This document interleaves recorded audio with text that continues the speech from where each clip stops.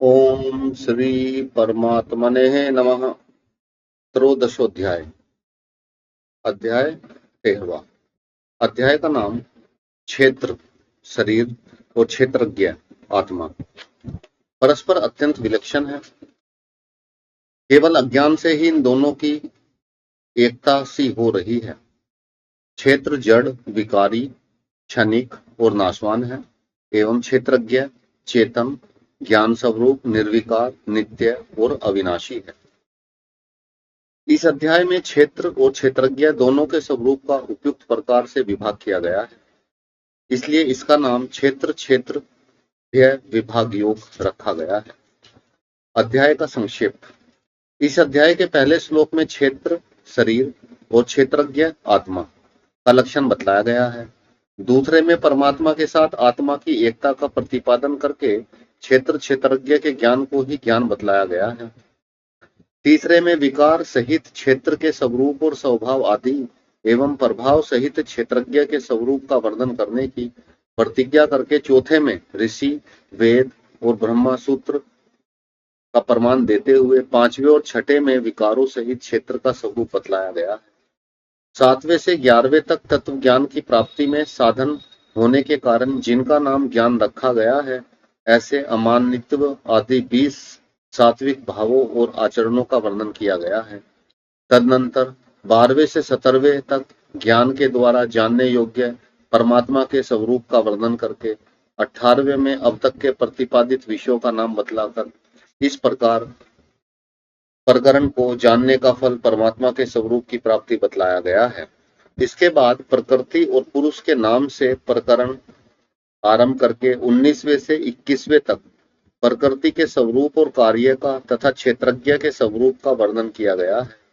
22वें में परमात्मा और आत्मा की एकता का प्रतिपादन करके 23वें में गुणों के सहित प्रकृति को और पुरुष को जानने का फल बतलाकर 24वें और 25वें में परमात्मा साक्षात्कार के विभिन्न उपायों का वर्णन किया गया है।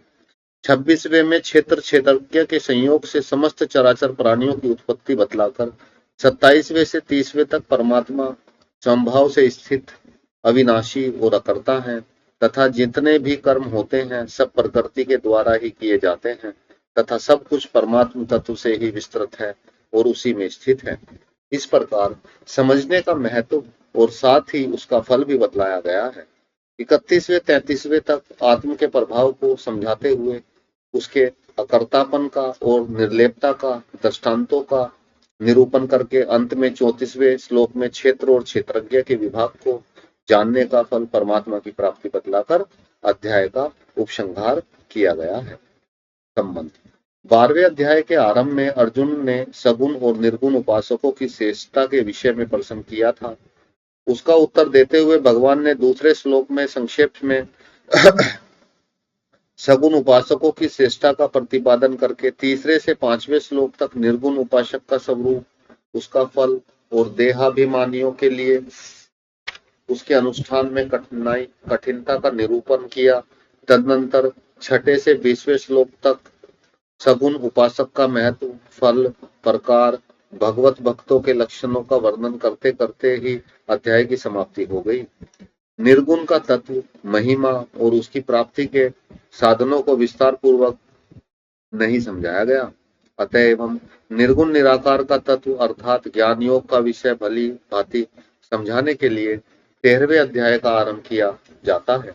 इसमें पहले क्षेत्र तथा क्षेत्रज्ञ, क्षेत्र शरीर तथा क्षेत्रज्ञ आत्मा के लक्षण बतलाते हैं।